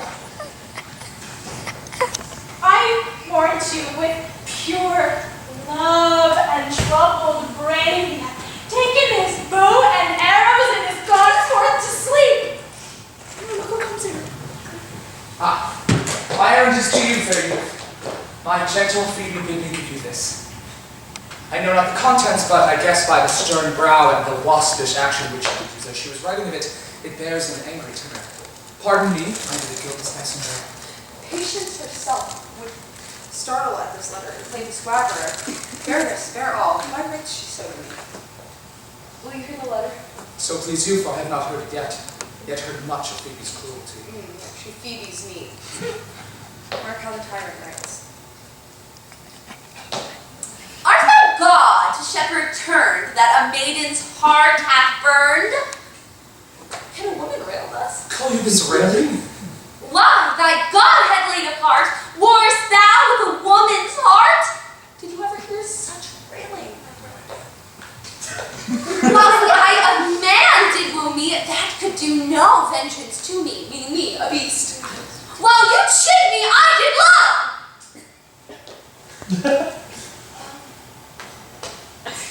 How then might your prayers move? He that brings this love to me little knows this love in me. And by him seal up thy mind, whether that thy youth and kind will the faithful offer take of me and all that I can make. or else by him my love deny, and then I'll study how to die. Call you this chiding? Alas, poor shepherd. Do you pity him? No! He deserves no pity. Wilt thou love such a woman? To be made an instrument and play false strings upon me, not to be endured. Go your way to her. I see left of me the accused me. Say this. If she loves me, I charge her to love me. And if she will not, I will never have her, unless thou entreat for her. If you be a true lover, hence. Not a word. Oh, look. Here comes more company. Yes! Good morrow, fair ones. Pray, if you know where in the purliest of this forest I may find a shipwreck fenced out with all trees. West of this place, Yes. down in the neighbor bottom, the rank of osiers by the murmuring stream, left on your right hand versus the place. But at this hour there is none within, the house doth keep itself. If that I may profit by a tongue, then should I know you by description. Such garments and such years. The boy is fair, of female favor, and bestows himself like a right sister. The woman low and browner than her brother. Are you not the owners of the house it inquire? It is no boast being asked to say we are. Orlando recommended to you both, and to the shepherd youth he calls his Rosalind sends, hold on, this bloody napkin. Are you he? Unless we understand where it is. Some of my shame. But if you will know of me, what man I am, and how and why and where I came to this desert place, and how this napkin came to be stained. I pray you, tell it. When last the young Orlando parted from you, he left a promise to return within an hour. Pacing through the forest, chewing the food of sweet and bitter fancy. Lo, what befell? He threw his eye aside, and mark, what object did appear? Under an oak, whose boughs were mossed with age, and high top bald with dry antiquity. A ragged man, overgrown with hair, lay sleeping on his back. Around his neck, a green and gilded snake had wreathed itself. And with her head nimble in threats, approached the opening of his mouth. But, seeing Orlando, it unlinked itself, and with indented glides did slip away into a bush, under which bush's shade a lioness, which utters all drawn wide, lay crouched, head on ground, with cat-like watch, which that the sleeping man should stir. Seeing this, Orlando did approach the man, and found it was his brother! His elder brother! I did hear him speak of that same man, and he did render him the most unnatural that lived amongst men. And well he might so do, for well I know he was unnatural. But to Orlando! Did he leave his mother food to the sucked and hungry lioness? Twice did he turn his back and purpose so. But kindness, nobler ever than revenge, and nature, stronger than his just occasion, made him give battle to the lioness, which quickly fell before him, in which hurling from miserable slumber, Are you his brother? Was it you he rescued? Was it you that did so often try to kill him? 'Twas I, but 'tis not I. I do not shame to tell you what I was, being that my conversion so sweetly tastes, being the thing I am. But to the bloody napkin! By and by, from first to last betwixt us two tears our countenance had most kindly bathed. As to how I came to this desert place, he led me to the gentle Duke, who gave me great array and entertainment, committing me unto my brother's love. He He led me instantly to his cave.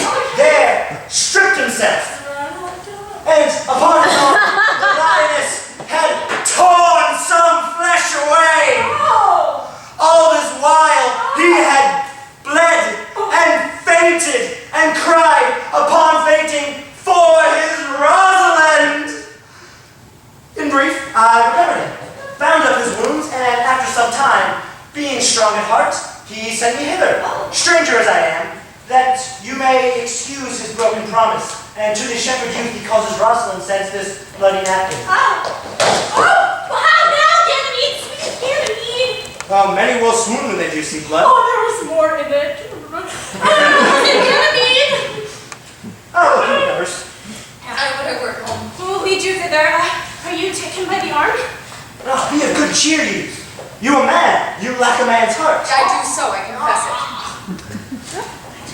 Come, you look paler and paler. Pray you draw homewards, good sir, go with us. As I will do, for I must there answer back. How will you forgive my brother, Rosalind? I will devise something when you go.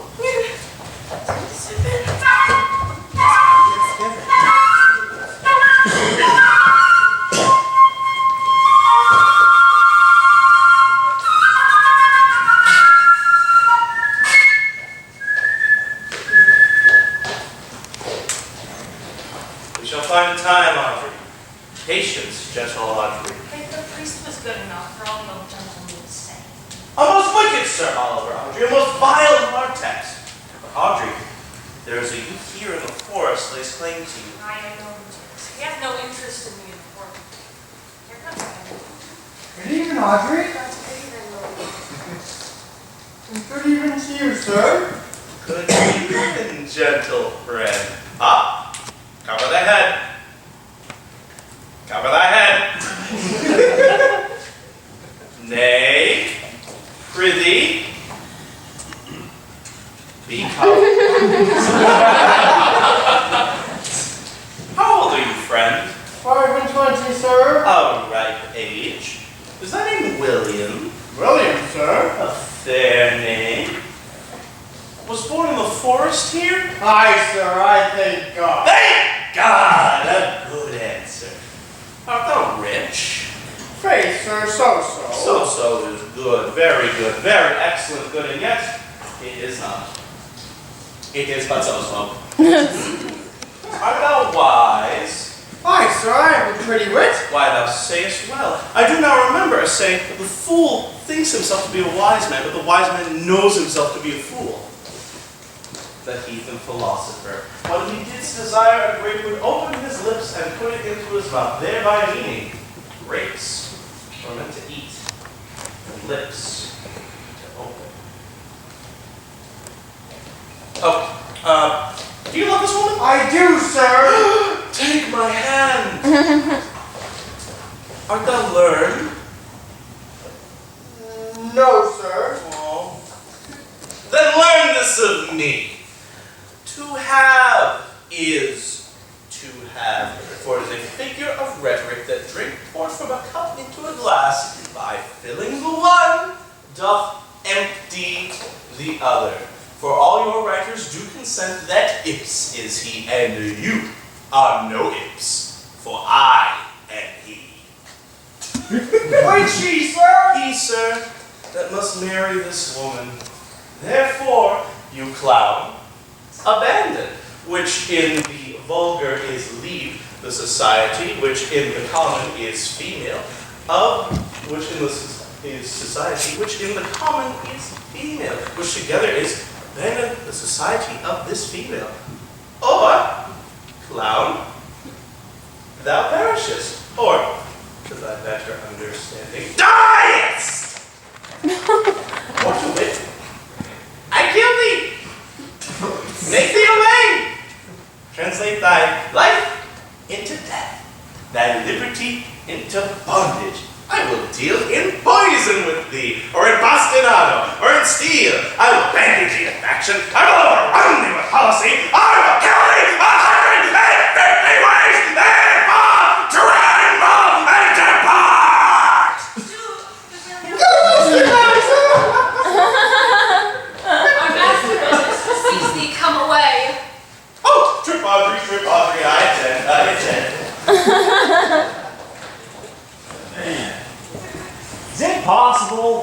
little acquaintance, you should like her. And seeing her, you should love her, loving, wooing, she should grant.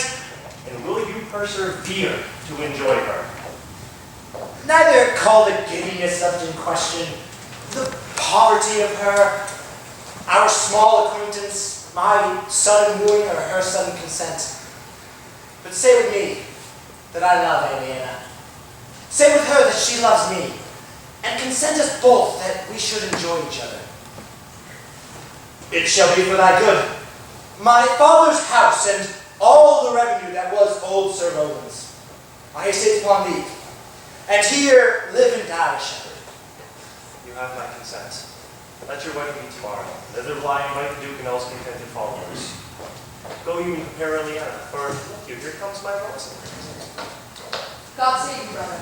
And you, fair sister.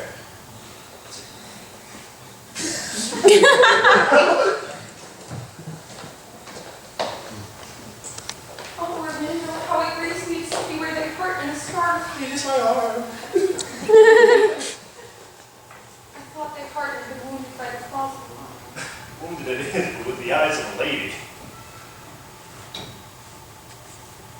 Did your brother tell you how I counterfeited to swoon when he showed me your handkerchief? Ah, yet other wonders than that. Oh, it's true. There was never anything so sudden as when your brother and my sister sooner met that they made a pair of stairs to marriage, which they will climb incontinent. They're in the very rest of love. They'll be married tomorrow. I shall lead the Duke to the nuptial, but how bitter a thing it is to look into happiness through another man's eyes. By so much the more shall I tomorrow be at the height of heart heaviness, by how much I shall think my brother happy for having what he wishes for. Well, then tomorrow can I not soon return from Rosalind?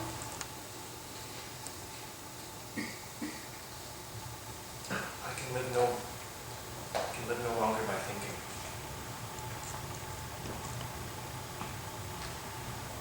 Well, then I will weary you no longer than with idle.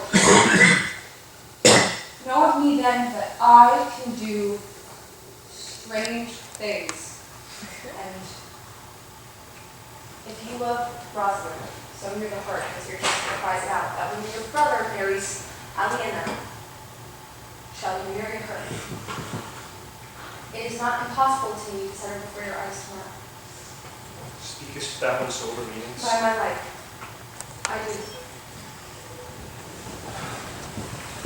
Oh, here comes a lover of mine. And a lover of hers. You have taught me great ungentleness to show the letter that I writ to you. I care not if I have. It is my study to seem despiteful and ungentle to you. Oh, here you are followed by a faithful shepherd. Let's look on him. Oh, love him. Oh my, he worships you. Shepherd, will you tell this beautiful place to love? It is to be all made of sighs and tears. And so am I for Phoebe. So am I for Ganymede. So am I for Rosalind. And so am I for for no woman. It is to be all made of faith and service. And so am I for Phoebe. So am I for Ganymede. So am I for Rosalind. And so am I for no woman. It is to be all made of fantasy, all made of passion, and all made of wishes, all adoration, duty, and observance, all humbleness, all patience and impatience, all purity, all trial, all observance, and so am I for Phoebe. So am I for Ganymede. So am I for Rosalind. And so am I for no woman. This be so, I blame you me to love you.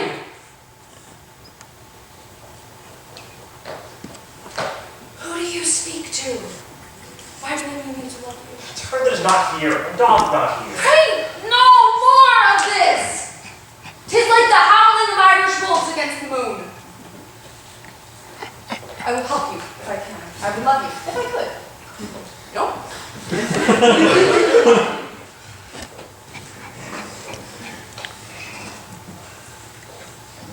I will marry you. If ever I marry a woman, and I'll be married tomorrow,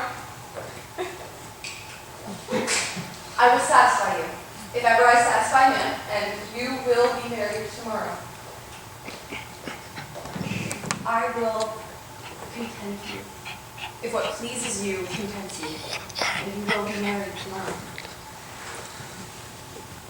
So you love Rosalind, neat. So you love Phoebe, neat. So I love no one, not me.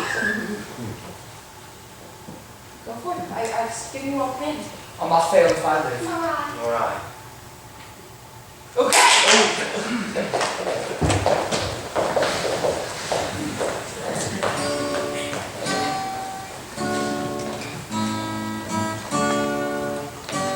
She kill with a smile, she wound with her eyes. She tear at your faith with her casual lies. And she only reveals what she wants you to see. She hides like a child, but she's always a woman to me. She can lead you to love, she can take you or leave you. She can ask for the truth, but she'll never believe. And she'll take what you give her, as long as it's free. Yeah, she steals like a thief, but she's always a woman to me. Woo! She's frequently kind and she's suddenly cruel. She can do as she pleases, she's nobody's fool. And she can't be convicted, she's earned her degree. Then the most she will do is throw shadows at you, but she's always a woman to me. Da da da da da da da da da da da da da.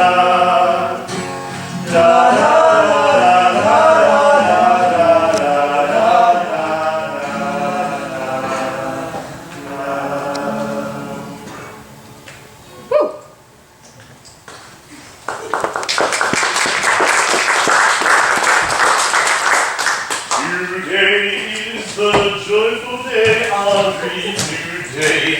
You marry me.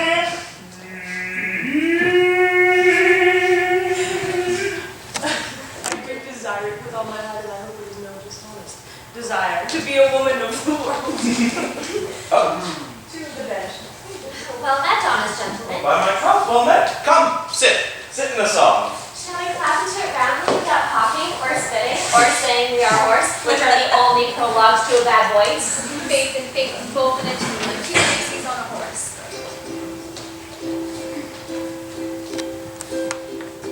It was a lover and his lass, with a hey and a ho and a hey nonny no.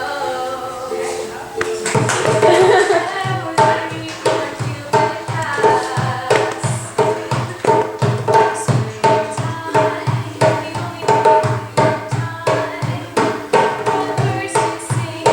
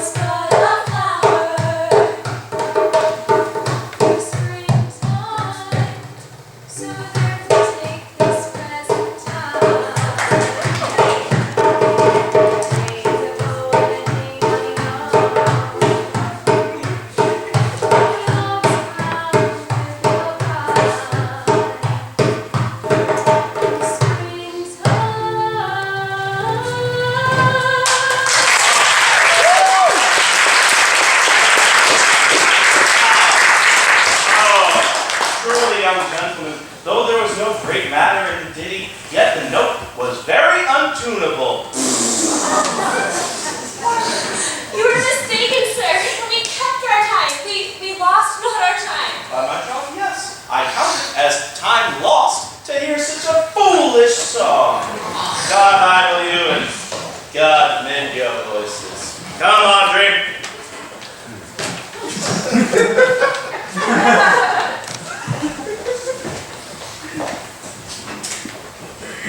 Dost thou believe, Orlando, that the boy can do all that he hath promised?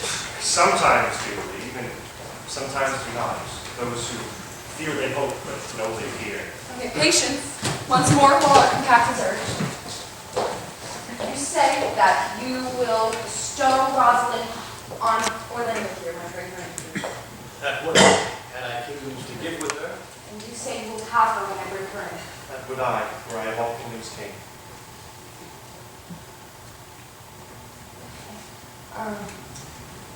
You say you will marry me if I be willing. That would I, should I die the hour after? Yeah, but if you do refuse, you'll give yourself to this faithful shepherd here. Yes, so is the bargain. And you say that you will have Phoebe. If she will. Let's have her and death were both one thing. I have promised to make these matters even. Now, your words. I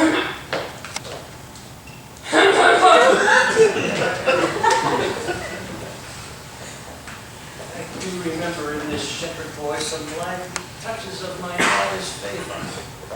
There's sure another flood toward, and here comes couples to the ark. Here are a pair of strange beasts that in all tongues are called fools. Salutations and greetings to you all. Good, my lord. Bid this fellow welcome. This is the motley-minded gentleman that I have often met in the forest. He that hath been a courtier, I swear. If any man doubt that, let him put me to purgation. I have trod a measure, I have flattered a lady, I have been politic with my friends, smooth with my enemies, I have undone 3 tailors, I have had 4 quarrels, and I like to have fought one. How was that taken up? In faith we met and found our quarrel was upon the 7th cause. How the 7th chord? Like this fellow, my lord? I like him very well. God idle you, sir, I do desire you of the like. I present here amongst the country copulatives to swear and be forsworn. By my faith, he is very swift and handsome and just. According to the fool's bolt, sir, and other such dulcet diseases. Is this not a rare fellow, my lord? He's as good at anything, and yet a fool.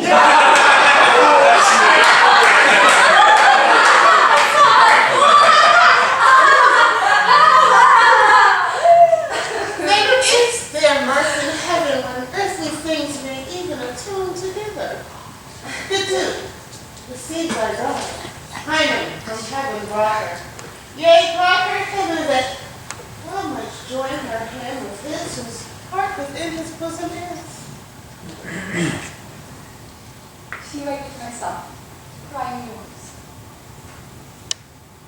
To you I give myself. I am yours. If there be truth in sight, you are my daughter. There is truth in sight. You are my Rosalind. If sight and shape be true, why then, oh, my love adieu. I'll have no father if you be not he, nor no husband if you be not he, nor ne'er wed a woman if you be not she.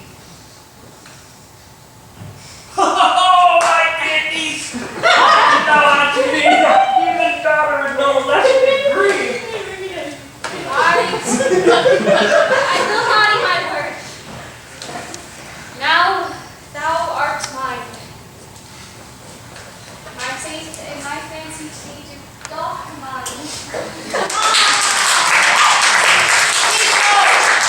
Since I must make conclusion of these most strange events, here's 8 that must take hands to join in Hymen's band.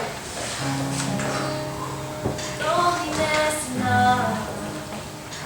I was stuck in the spot without a friend, alone.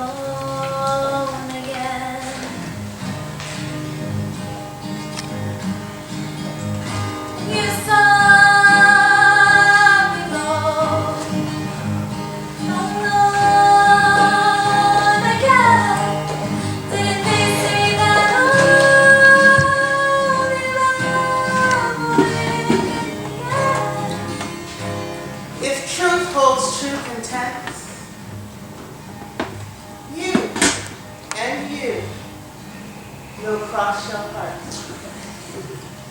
You and you are heart in heart. You. You to his love must abhor, or have a woman to your lord. You and you are sure together as the winter to foul weather. While the wedding hymn we sing, feed yourselves with questioning. If reason wonder may diminish how thus we met, and these things finish.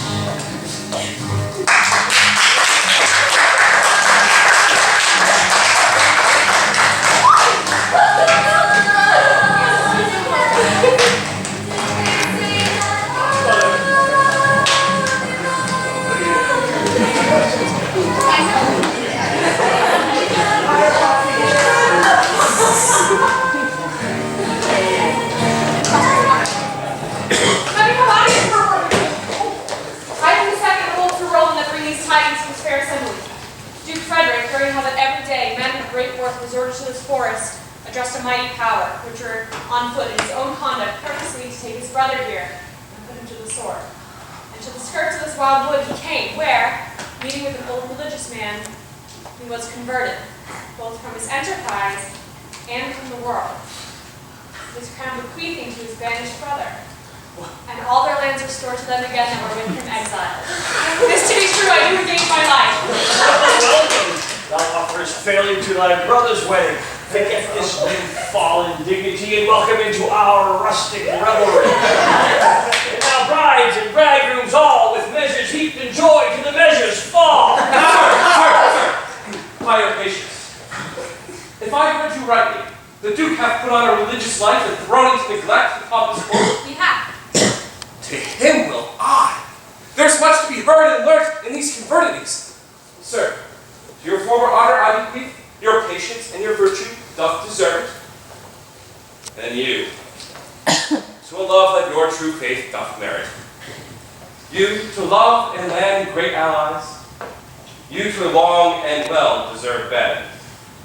And you two, to wrangling, for your true love's voyage is but 2 months victual. So, to your pleasures all, I have made for other than for dancing measures. Oh, come on,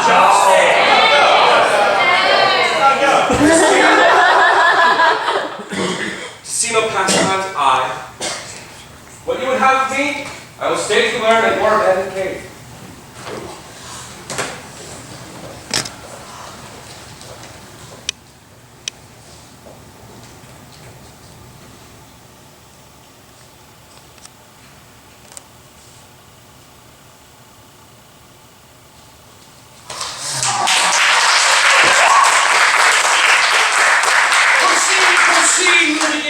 As we trust they will end in true delights.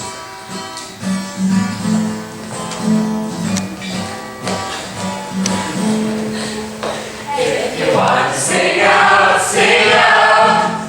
And if you want to be free, be free. There's a million ways to be. You know that there are.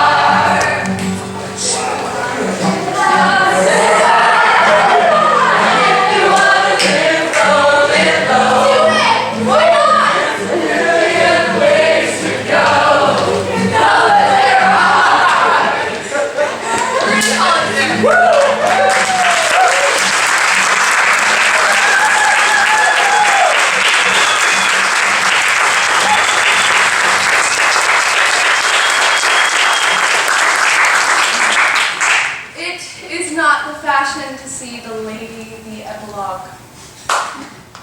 Thank you. It's because it's no more offensive than to see the Lord, the prologue. If it be true that good wine needs no bush, oh hello, 'tis true, a good play needs no epilogue.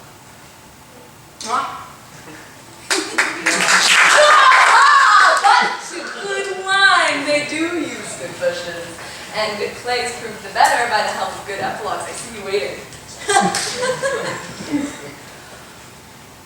I will start with the women. I charge you, O women, for the love you bear to men, to like as much of this play as please you. And I charge you, O men, for the love you bear to women, for I can perceive by your simpering, none of you hates them, that between you and the women, this play may please. If I were a woman, I would kiss as many of you as had beards that pleased me, complexions that liked me, and breaths that I defied not. And I'm sure for as many of you as have good beards, or good faces, or sweet breaths, will, when I make curtsy for my kind to offer, bid me farewell.